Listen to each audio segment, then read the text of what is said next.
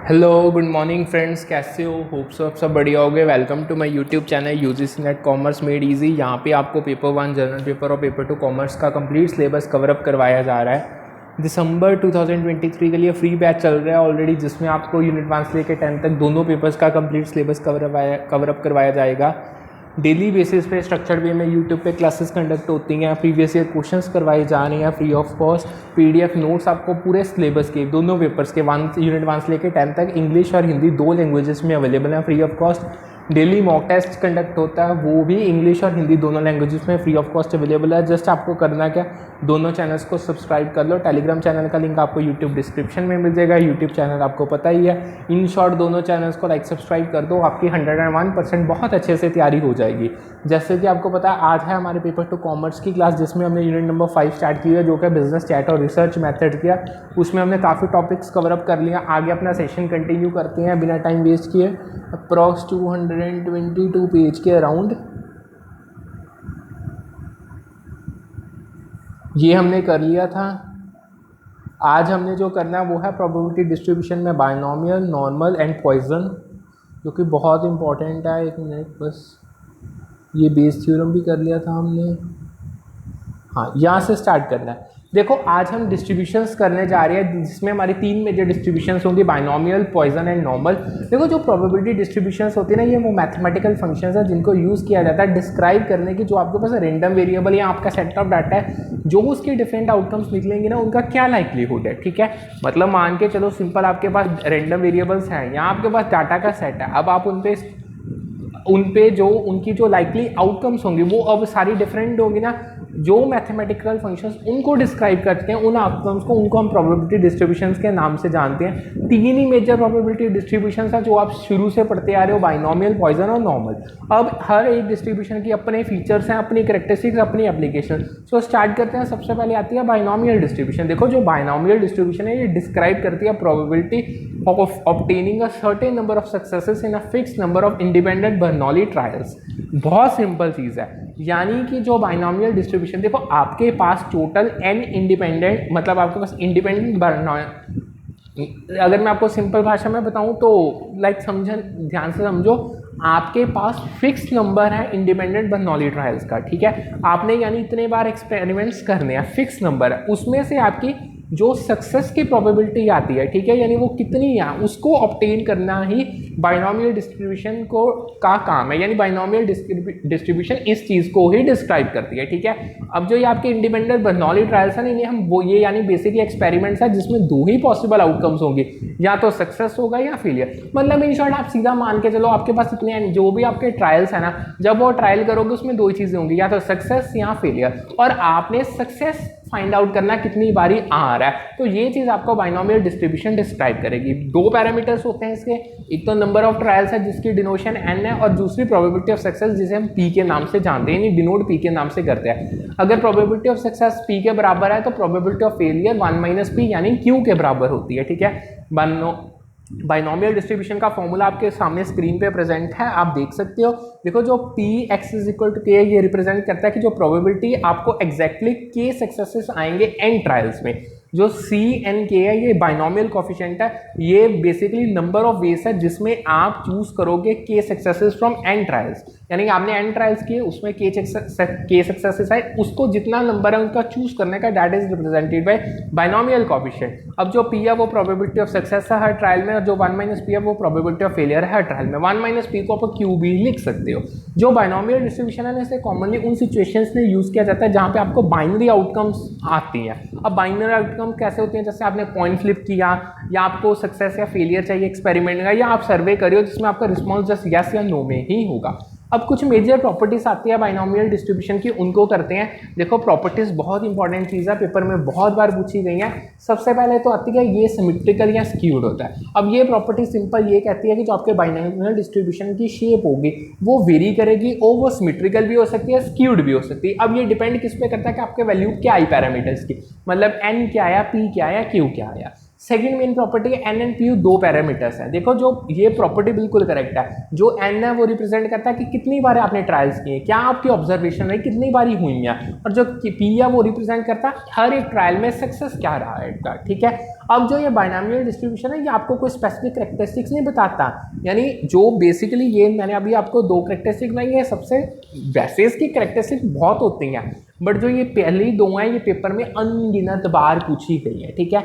आगे बढ़ते हैं, आगे आती है पॉइजन डिस्ट्रीब्यूशन। देखो जो पॉइजन डिस्ट्रीब्यूशन मॉडल है ये आपको the model the probability The Poisson distribution models the probability of a given number of events occurring within a fixed interval of time or space when the events happen independently at a constant average rate। देखो बड़ा simple है, यानी binomial distribution तो आपको probability success और failure की बताता है इन एन इंडिपेंडेंट इवेंट्स, यानी जिसे हम बर्नौली टेस्ट भी कह देते हैं। बट जो पॉइजन डिस्ट्रीब्यूशन है ये आपको प्रोबेबिलिटी बताता है कि एक फिक्स्ड इंटरवल टाइम में या स्पेस में एक इवेंट कितनी बारी अक्कर कर सकता है अगर जो आपके इवेंट्स है वो इंडिपेंडेंटली कांस्टेंट एवरेज रेट पे हो रहे हैं। यानी समझ रहे हो, मतलब आप एक टाइम पीरियड उठा लो, उस टाइम पीरियड में एक चीज ऑन एन एवरेज कितने टाइम हो सकती है, ये हमें पॉइजन डिस्ट्रीब्यूशन बताता है, ठीक है। सो जो इसे बेसिकली बहुत रेयर इवेंट्स होते हैं ना वहाँ पे यूज किया जाता है, क्योंकि आपका एवरेज रेट ऑफ अकरेंस आपको पता है बट वो बहुत रेयर चांसेस में होती है।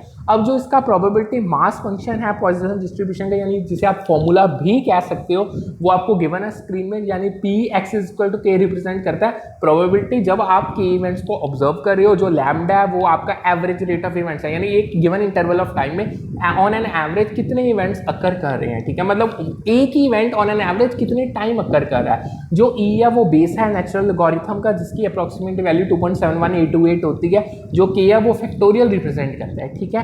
अब जो पॉइजन डिस्ट्रीब्यूशन है इसे भी अलग अलग फील्ड्स में अप्लाई किया जाता है। इंश्योरेंस क्लेम, यानी जब होते हैं, देखो अब कंपनी से इंश्योरेंस करती हैं, ठीक है, लाइक मोटर व्हीकल इंश्योरेंस होगी या हर किसी भी टाइप की इंश्योरेंस होगी, अब वहाँ पे क्लेम्स बहुत कम अराइज होते हैं, ज़रूरी नहीं है कि हर बंदे का ही क्लेम अराइज होगा, रेयर चांस होता है। सो ये वहाँ पे पॉइजन डिस्ट्रीब्यूशन को यूज़ किया जाता है। क्यूइंग थ्योरी में पॉइजन डिस्ट्रीब्यूशन को यूज़ किया जाता है, यानी आपने लाइन्स क्यूज कैसे बनाने हैं, इवन जो आपके एक्सीडेंट्स और डिफेक्ट्स होते हैं बीइंग का रेयर आइटम्स, इनको एनालाइज करने के लिए भी हम पॉइजन डिस्ट्रीब्यूशन का यूज़ करते हैं। अब कुछ पॉइजन डिस्ट्रीब्यूशन की ऐसे प्रैक्टिकल सिचुएशंस है जो पेपर में अनगिनत बार पूछी गए। देखो सबसे पहले तो अगर आपको कोई पूछ ले सुपर मार्केट में एक घंटे में कितने नंबर ऑफ कस्टमर्स विजिट कर रहे हैं, तो ये भी आपको पॉइजन डिस्ट्रीब्यूशन बताएगी।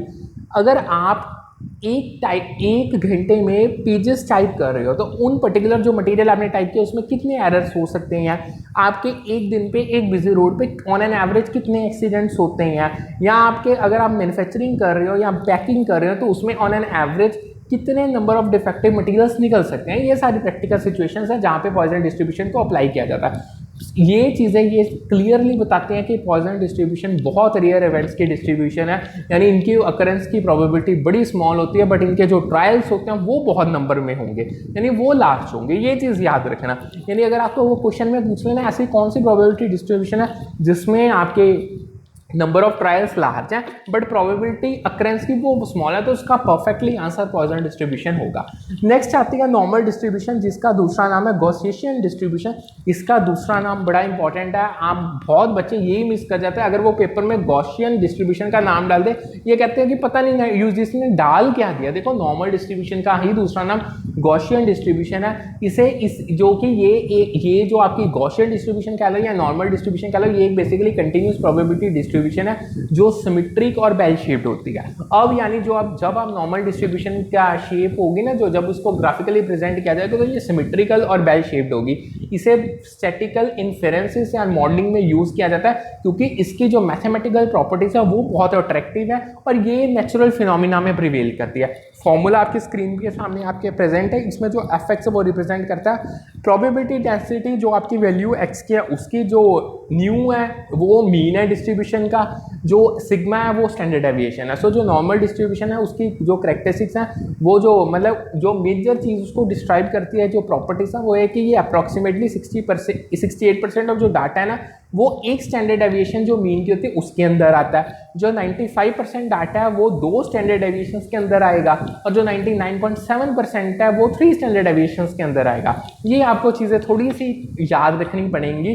अब जो ये नॉर्मल डिस्ट्रीब्यूशन है, इसको बहुत सारे अलग अलग फील्ड्स में यूज़ किया जाता है। अगर आप इन्फेरेंशियल स्टैट कर रहे हो तब, अगर आपने हाइपोथेसिस टेस्टिंग करनी है, हाइपोथेसिस के रिगार्डिंग में हमने बहुत डिटेल में पढ़ा है, तब इसको यूज़ किया जाता है। क्वालिटी कंट्रोल करना चाहते हो मैन्युफैक्चरिंग के टाइम पे हो तब यूज़ कर सकते हो, या अपना फाइनेंशियल मॉडलिंग करनी है तब भी इसे यूज़ किया जाता है। 3 मेजर प्रोबेबिलिटी डिस्ट्रीब्यूशन है, बाइनोमियल, पॉइजन, नॉर्मल, नॉर्मल को गॉसियन भी कहा जाता है। सो ये बहुत फंडामेंटल है, हर फील्ड में इनका यूज़ होता है। स्टैट के तो खास करके बहुत अलग अलग एरियाज में इसको यूज़ किया जाता है, प्रोबेबिलिटी थ्योरी में यूज़ किया जाता है, डाटा एनालिसिस में यूज़ किया। सो इनकी प्रॉपर्टीज और करैक्टरिस्टिक को समझना बहुत इंपॉर्टेंट है, तभी आप इनका मतलब समझ पाओगे, इनको किस तरीके से अप्लाई करना है वो चीज़ समझ पाओगे, तभी आप डाटा के एनालिसिस इनके थ्रू कर पाओगे। इवन ना एक पेपर में बहुत बार चीज़ पूछी गई है, देखो जो सिमेट्रिकल डिस्ट्रीब्यूशन होते हैं ना, उसका जो बीटा है ना वो 0 के बराबर होता है। ये चीज़ आपको याद रखनी पड़ेगी, बहुत इंपॉर्टेंट है। सिमेट्रिकल डिस्ट्रीब्यूशन का बीटा 0 के बराबर होता है। सो जो नॉर्मल डिस्ट्रीब्यूशन है उसकी बहुत सारी प्रॉपर्टीज हैं। एक तो ये यूनिमॉडल डिस्ट्रीब्यूशन होती है, मतलब इसमें एक ही मॉड होगा। कंटिन्यूस डिस्ट्रीब्यूशन होगी, इसमें जो आपकी सेंट्रल वैल्यूज हैं, जिसे आप मेजर्स ऑफ सेंट्रल टेंडेंसी के नाम से भी जानते हो, मीन, मीडियन, मॉड, वो इक्वल होते हैं, ठीक है, तभी तो ये सिमेट्रिकल और बेल शेप्ड बनता है। कुछ और मेजर कैरेक्टरिस्टिक नॉर्मल डिस्ट्रीब्यूशन की जो पेपर में पूछी गई हैं उनको स्टडी करते हैं। देखो जो मीन है नॉर्मल डिस्ट्रीब्यूशन का, वो नेगेटिव भी हो सकता है, पॉजिटिव भी हो सकता है, ये बिल्कुल ठीक है, क्योंकि जो मीन है वो रिप्रेजेंट करता है डिस्ट्रीब्यूशन का सेंटर को, और जो सेंटर है वो कोई भी रियल वैल्यू ले सकता है। जो नॉर्मल रैंडम वेरिएबल है, यानी कोई भी एनी नॉर्मल रैंडम वेरिएबल जो डिस्ट्रीब्यूशन में आता है वो 0.50 के बराबर हो सकता है, यानी ये ट्रू है। जो स्टैंडर्ड नॉर्मल डिस्ट्रीब्यूशन है जिसमें मीन 0 होगा, जो स्टैंडर्ड डेविएशन है वो 1 होगी। बट ये अगर ये तो स्टैंडर्ड डिस्ट्रीब्यूशन की बात है, बट अगर आपके पास नॉन स्टैंडर्ड नॉर्मल डिस्ट्रीब्यूशन है तो उसमें प्रोबेबिलिटीज वेरी कर सकती हैं, ठीक है। यानी in short normal random variable की वैल्यू यानी उसकी प्रोबेबिलिटी 0.50 होगी अगर आपकी नॉर्मल डिस्ट्रीब्यूशन स्टैंडर्ड है, बट अगर नॉन स्टैंडर्ड है तो उसकी प्रोबेबिलिटीज वेरी कर सकती है। हर एक वैल्यू, यानी जो आपका 2 पेयर है, एक न्यू है मतलब एक मीन है आपका, एक आपकी standard deviation, her every pair of values, ये जितनी आपके पेयर में वैल्यूज आएंगी, जो कर्व ऑफ डिस्ट्रीब्यूशन है उसमें वो बेल शेप्ड और सिमेट्रिक होगा। अब ये भी नॉर्मल डिस्ट्रीब्यूशन की कैरेक्टरिस्टिक है, क्योंकि जो बेल शेप्ड होता है ना कर्व, वो सिमेट्रिक होता है अराउंड द मीन, ठीक है। सो उसको स्टैंडर्ड डेविएशन डिटरमाइन करती है।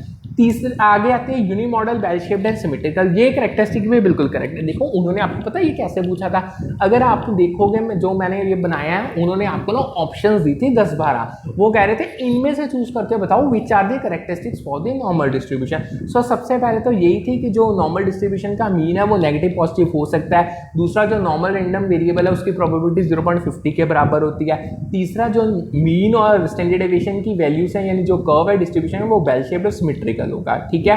नेक्स्ट थी यूनिमॉडल, बेल शेप्ड एंड सिमेट्रिकल, यानी जो इसका आपका ये आपकी नॉर्मल डिस्ट्रीब्यूशन बी का कंटिन्यूस डिस्ट्रीब्यूशन, ये यूनिमॉडल होती है, यानी इसमें एक ही मॉड होता है। सो जो नॉर्मल डिस्ट्रीब्यूशन है वो सिंगल पीक पे जाती है, यूनिमॉडल है, बेल शेप्ड होगी, सिमेट्रिकल अराउंड मीन होगी। सिम्टोमेटिक टू एक्सेसेस, ये भी स्टेटमेंट बिल्कुल करेक्ट है, ये भी एक प्रॉपर्टी है, यानी जो नॉर्मल डिस्ट्रीब्यूशन की टेल है ना वो इनफाइनाइटली एक्सटेंड करती है दोनों ही डायरेक्शन में। सिमेट्रिकल मतलब मीन के बीच, मतलब वो तो सेंटर में ऊपर बेल शेप्ड है, बाकी उसकी जो एक्सटेंशंस हैं वो बहुत लंबे तक जाती है, सो वो डायरेक्शन में, सो ये असिम्टोमेटिकली एक्स एक्सिस को अप्रोच करती है। अब जो लास्ट थी जो मीन और स्टैंडर्ड डेविएशन, ये दोनों पैरामीटर्स इसके हैं, अब ये भी बिल्कुल करेक्ट था। जो म्यू है वो रिप्रेजेंट करता है मीन को, और डिस्ट्रीब्यूशन के जो स्टैंडर्ड डेविएशन का डिनोशन है वो तो स्टैंडर्ड डेविएशन है, ठीक है। सो इवन जो नॉर्मल डिस्ट्रीब्यूशन की मेन कैरेक्टरिस्टिक है, जो मीन है वो मीडियन के बराबर होता है, जो प्रोबेबिलिटी ऑफ एक्स वो ना या तो कम होगी या बराबर होगी 0.50 के, ठीक है। आगे आती है आपके पास एक्सपोनेंशियल डिस्ट्रीब्यूशन। देखो इसकी एक ही लाइन कर लो, वैसे डिटेल में नहीं आता, पहले इतना समझ लो, time interval between successive arrival of customers in a Q.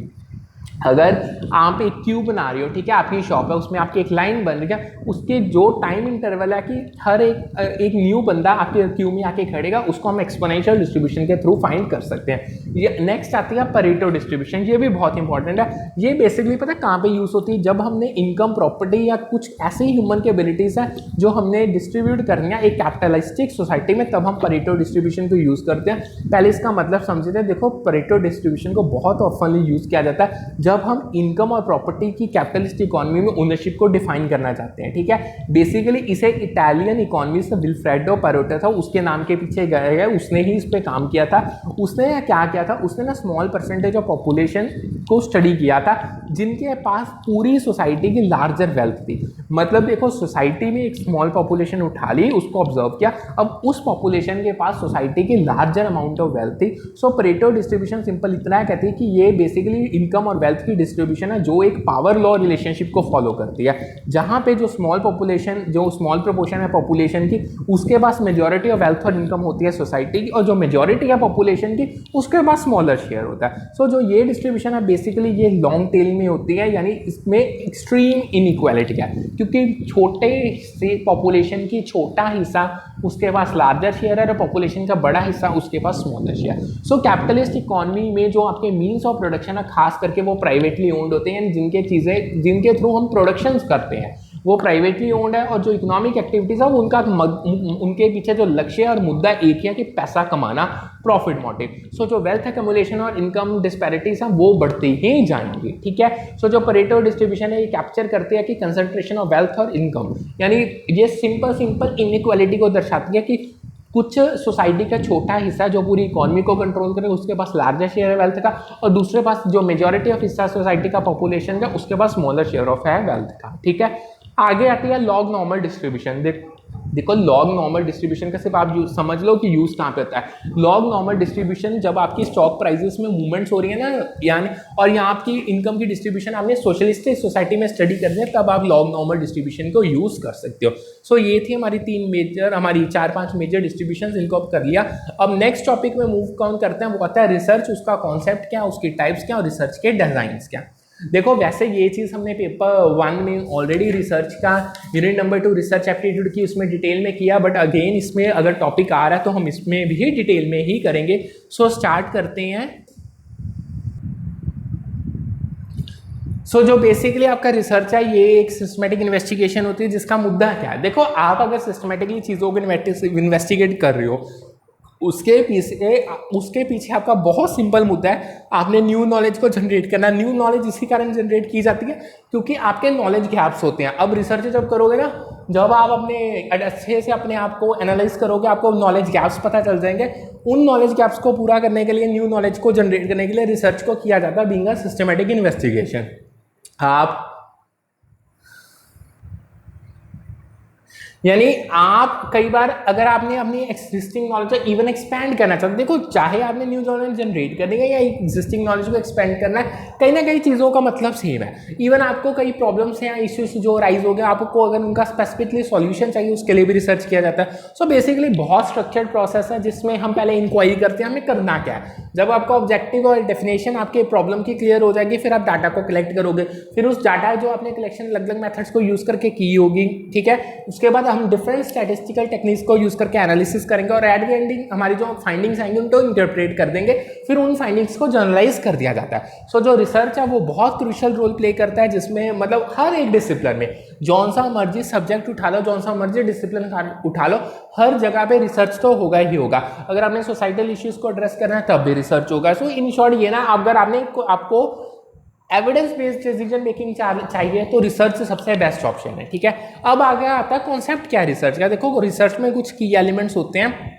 सबसे पहले आता है सिस्टमेटिक इन्वेस्टिगेशन, यानी जब भी रिसर्च होगा, यानी रिसर्च को कंडक्ट यूजिंग एक सिस्टमेटिक अप्रोच को यूज करके किया जाएगा। सिस्टमेटिक अप्रोच वैसे मैंने बहुत डिटेल में करवाया है। अगर मैं आपको सिंपल मुद्दे में बताऊं तो यानी आपका एक क्लियरली डिफाइंड प्लान होगा, आपका एक मेथड होगा, यानी आपने उस प्लान और मेथड के अकॉर्डिंग ही चलना है और फिर अपने रिसर्च के प्रोसेस को कंडक्ट करना है। सेकेंड आता है नॉलेज जनरेशन। रिसर्च का मुद्दा ही ये है, आपने अपनी बॉडी ऑफ नॉलेज को उसमें आपने कंट्रीब्यूट करना है, यानी नई नॉलेज लेके आनी है, यानी और इवन अपनी एग्जिस्टिंग नॉलेज को एक्सपेंड करना है। तभी आपको न्यू इनसाइट्स पता चलेंगे, आप थ्योरीज बना पाओगे और एम्पेरिकल एविडेंसेस चीज़ों के आपको मिल जाएंगे। तीसरा आता है प्रॉब्लम सॉल्विंग। रिसर्च को कंडक्ट ही कई बार प्रॉब्लम्स को सॉल्व करने के लिए, प्रॉब्लम्स के सोल्यूशंस को फाइंड आउट करने के लिए किया जाता है। यहाँ जो आपके गैप्स हो नहीं है, आपकी समझ में, जो आपके अंडरस्टैंडिंग में, जो आपकी नॉलेज में गैप्स हैं, उनको पूरा करने के लिए। चौथा आता है रिगोरस मैथडोलॉजी। देखो रिसर्च रिगोरस और वेल एस्टैब्लिश्ड मेथड्स को अप्लाई करता है। हर चीज़ का रिसर्च में मेथड है, बेसिकली 5 से 7 स्टेप्स का प्रोसेस होता है।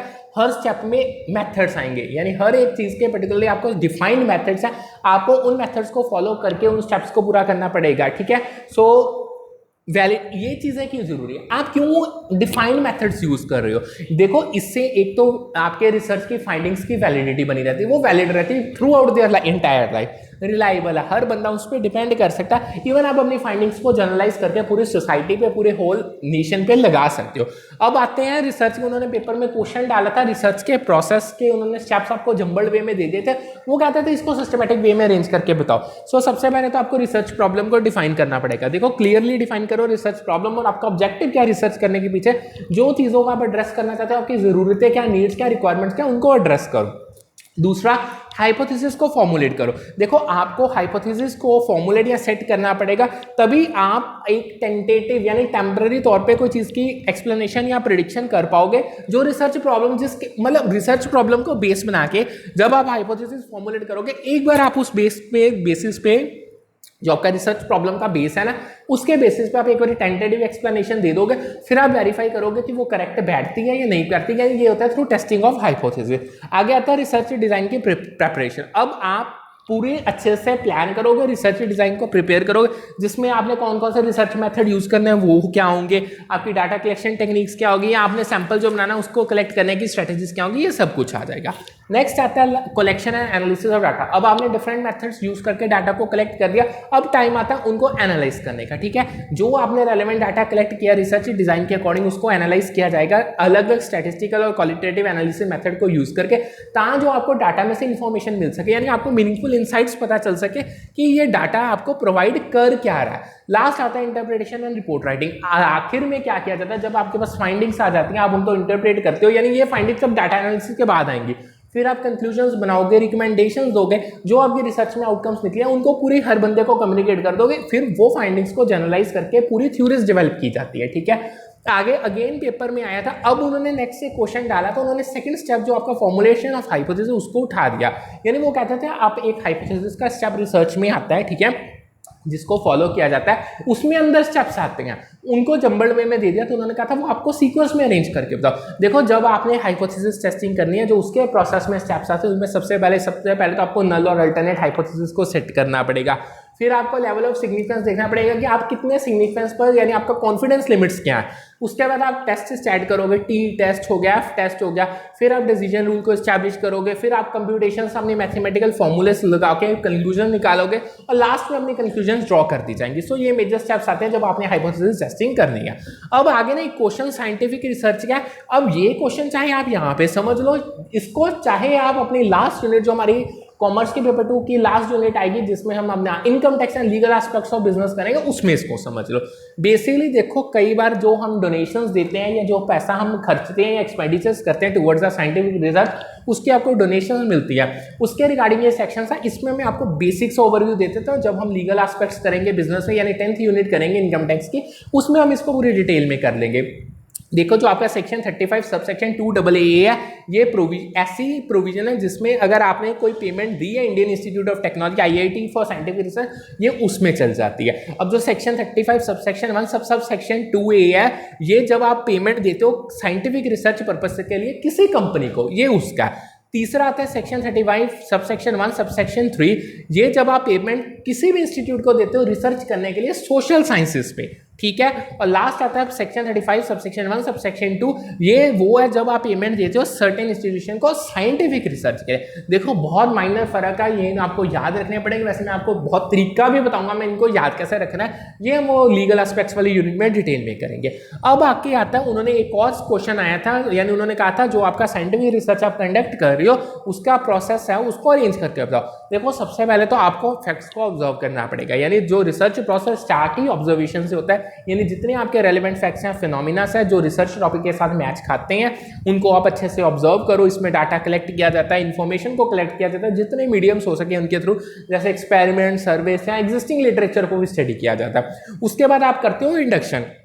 जब आपकी ऑब्जर्वेशंस होगी उनको बेस मान के आप रिसर्चर्स क्या करते हैं, एनालाइज करना स्टार्ट कर देते हैं, जो उन्होंने डाटा कलेक्ट किया, जो इन्फॉर्मेशन कलेक्ट की, ताकि उनको डाटा में पैटर्न्स या ट्रेंड्स पता चल सके। अब जो ये प्रोसेस है इंडक्शन में, इसमें ना ये आप जनरल प्रिंसिपल्स को डिराइव करते हैं या थीरीज को डिराइव करते हो फ्रॉम स्पेसिफिक ऑब्जर्वेशन, यानी जो आपने ऑब्जर्वेशन की है, जो आपने ऑब्जर्वेशन समझी है, उनके बेसिस पे आप जनरल प्रिंसिपल्स को डिराइव करना, that is called the process of induction in the process of scientific research.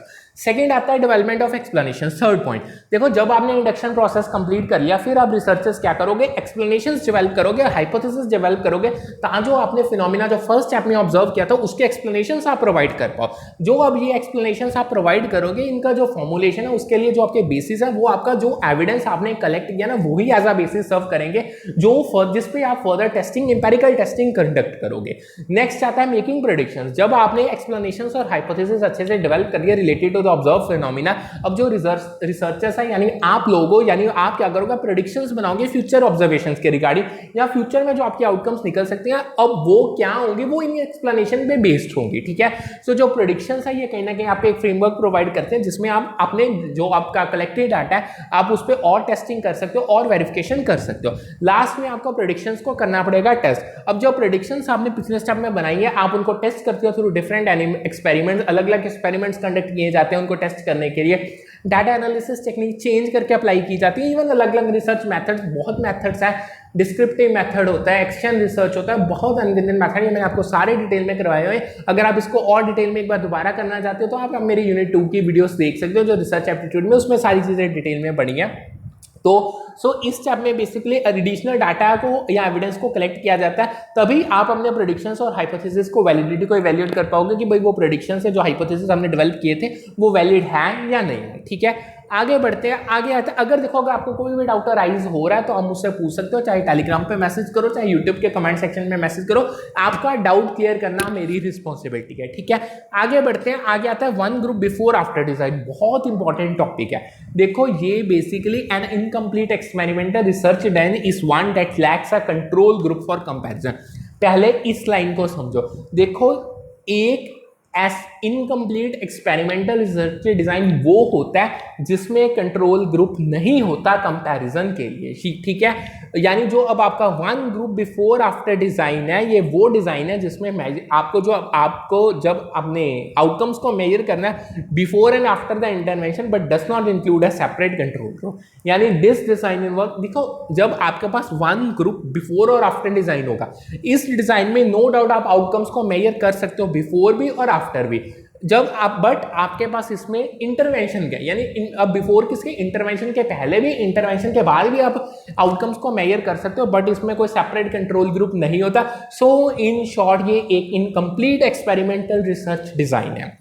ठीक है, अगेन आगे क्वेश्चन फिर स्टैटिस्टिकल हाइपोथेसिस को टेस्ट करने का था, ये आप देख लेना, स्टडी कर लेना, ये मैं आपको करवा चुका। आगे आता है अफेक्ट साइज क्या होता है। देखो स्टैटिस्टिकल एक्सपेरिमेंट में अफेक्ट साइज का मतलब ये है कि ये एक क्वांटिटेटिव मेजरमेंट है।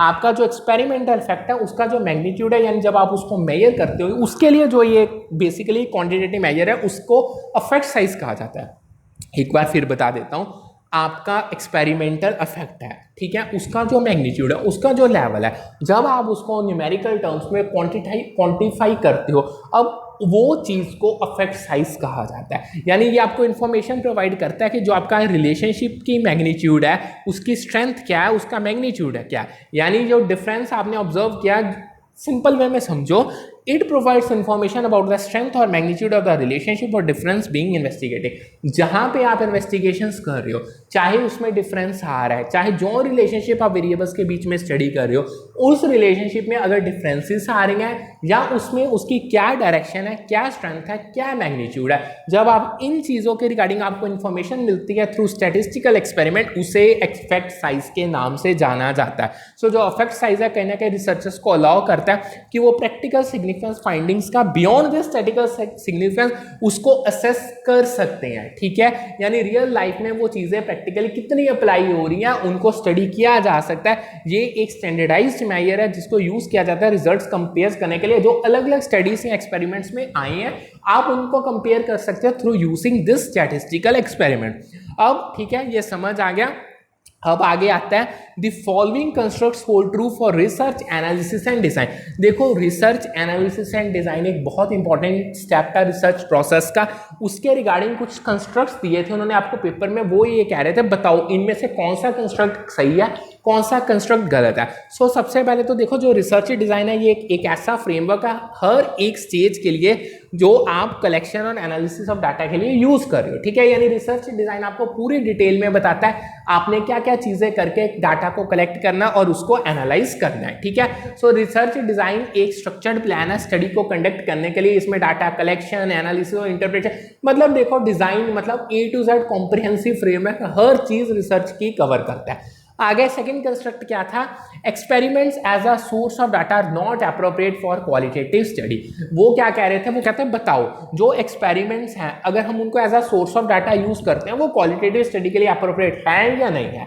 देखो जो क्वालिटेटिव रिसर्च है उसका मेन फोकस किस पे है कि आपने सब्जेक्ट आपके जो सब्जेक्टिव एक्सपीरियंस या नजरिए हैं या आपने उनको एक्सप्लोर करना है उनको समझना है, और जो एक्सपेरिमेंट्स है वो जनरली ज्यादा सुटेबल क्वांटिटेटिव रिसर्च के लिए होते हैं ना कि क्वालिटेटिव के लिए। सो यहाँ क्वांटिटेटिव रिसर्च में आप वेरिएबल्स को कंट्रोल और मैनिपुलेट कर सकते हो, बट क्वालिटेटिव में ये चीजें नहीं हो सकती। सो एक्सपेरिमेंट्स अगर as a source of data बनाऊं तो वो एप्रोप्रिएट क्वालिटेटिव रिसर्च के लिए नहीं है, वो ज्यादा एप्रोप्रिएट क्वांटिटेटिव रिसर्च के लिए। नेक्स्ट वो कहता है रैंडमाइज्ड कंट्रोल ट्रायल, ये एक क्वालिटेटिव अप्रोच है रिसर्च की। ये स्टेटमेंट बिल्कुल करेक्ट थी कि जो रैंडमाइज्ड कंट्रोल ट्रायल, देखो जो रैंडमाइज्ड कंट्रोल्ड ट्रायल्स होते हैं ना ये टिपिकली क्वांटिटेटिव रिसर्च डिजाइन के साथ एसोसिएटेड होते हैं, इनका क्वालिटेटिव अप्रोचेस के साथ कुछ लेना देना नहीं है। आगे आता है plagiarism is failure of researcher to acknowledge and the borrowed material in his or his publication. देखो ये तो नाम ही बताता है ये गलत है। जो बेसिकली प्लेगैरिज्म होता है ना ये ऐसा एक्ट है, यानी इसमें रिसर्चर क्या करता है आप किसी दूसरे के काम को आइडियाज को या वर्ड्स को अपने खुद के काम में उसको रिप्रेजेंट करते हो, बट आपको वहां पे प्रॉपर एट्रीब्यूशन और साइटेशन देनी पड़ती, विदाउट प्रॉपर एट्रीब्यूशन और साइटेशन ये चीज करते हो। यानी मैं दूसरे बंदे के, यानी आप समझ लो जब रिसर्चर किसी दूसरे बंदे के वर्ड्स को काम को या मतलब कुछ भी लगा लो, अगर उसने कुछ भी रिसर्च किया उसको अपने वर्ड्स में थोड़ा चेंज करके प्रेजेंट कर दे कि भाई ये काम हमने किया, बट साथ के साथ उन्होंने उनको कोई साइटेशन एट्रीब्यूशन भी नहीं दी, यानी ये प्लेगैरिज्म होगा। आगे आता है content analysis method commonly used in qualitative research to aid data collection. क्या कहते हैं जो कंटेंट एनालिसिस है वो क्या कॉमनली यूज्ड मेथड है क्वालिटेटिव रिसर्च में जो आपको सपोर्ट करता है डाटा कलेक्शन को। देखो जो कंटेंट एनालिसिस है वो एक सिस्टमेटिक अप्रोच है क्वालिटेटिव डाटा को एनालाइज करने की, जैसे आपने टेक्स्ट एनालाइज करना, इमेजेस करना, ऑडियो करना। अब ये चीज़ कैसे एनालाइज करते हो, बाय आइडेंटिफाइंग थीम्स, उनके पता लगाओ कि थीम क्या उनका, उनके पैटर्न्स क्या हैं, उनके मीनिंग्स क्या है, ठीक है। सो ये थे कुछ कंस्ट्रक्ट्स इनकी मैंने डिटेल आपको बता दी। अब आगे आती हैं टाइप्स क्या है रिसर्च की। देखो मेनली दो सबसे मेजर जो सबसे ज़्यादा पेपर में टाइप्स पूछी जाती है वो दो ही हैं, बेसिक रिसर्च जिसे प्योर रिसर्च के यानी फंडामेंटल रिसर्च के नाम से भी जाना जाता है, दूसरा आता है अप्लाइड रिसर्च। देखो जो बेसिक रिसर्च है ना बेसिकली जो इसका ड्राइविंग फोर्स है वो है क्यूरियोसिटी, यानी जब आपके अंदर इच्छा बनती है ना आपने अपनी फंडामेंटल नॉलेज एक पर्टिकुलर फील्ड में एक्सपैंड करनी है तब बेसिक रिसर्च किया जाता है। मेन इसका मुद्दा यही है, मेन इसका लक्ष्य यही है, आपने अपनी समझ को बढ़ाना है, नई नई थ्योरीज डेवलप करनी है without immediate application in mind, ठीक है। सो बेसिक रिसर्च में बहुत फाउंडेशंस बनाई जाती हैं अप्लाइड रिसर्च के लिए, ठीक है। नेक्स्ट आता है अप्लाइड रिसर्च। देखो अप्लाइड रिसर्च का फोकस उसका लक्ष्य है प्रैक्टिकल एप्लीकेशन, यानी अब आपने जो रिसर्च किए हैं उनको प्रैक्टिकली अप्लाई करो, यूज करो अपने एग्जिस्टिंग नॉलेज को ताकि आप अपनी स्पेसिफिक प्रॉब्लम्स के सॉल्यूशंस फाइंड कर सको और सॉल्यूशन डेवलप किए जा सके। सो एम क्या है कि जो आपका गैप है थ्योरी और प्रैक्टिस के बीच में उसको खत्म करो, यानी अगर आपने थ्योरेटिकली चीजें पढ़ लिया आप उनको प्रैक्टिकली अप्लाई करके गैप खत्म करो, तब आपको बहुत नई चीजें पता चलेंगी जो आपके रियल वर्ल्ड कॉन्टेक्स्ट में डायरेक्टली रिलेटेड होंगी, ठीक है। सो यहाँ पे आज का सेशन होगा हमारा कंप्लीट, हमने काफ़ी कुछ कर लिया, बाकी का हम आगे नेक्स्ट सेक्शन में करेंगे। अभी ये 5 क्लासेस और लगेंगी, हमारा सिलेबस अभी काफ़ी पड़ा है इसका।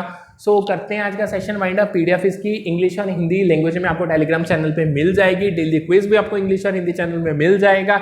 जस्ट आपको करना है क्या, दोनों चैनल्स को सब्सक्राइब कर दो, तब आपकी 101% तैयारी बहुत अच्छे से हो जाएगी। सो करते हैं आज का सेशन वाइंड अप, मिलते हैं with new session with a new set of topic. Good afternoon, have a nice day ahead.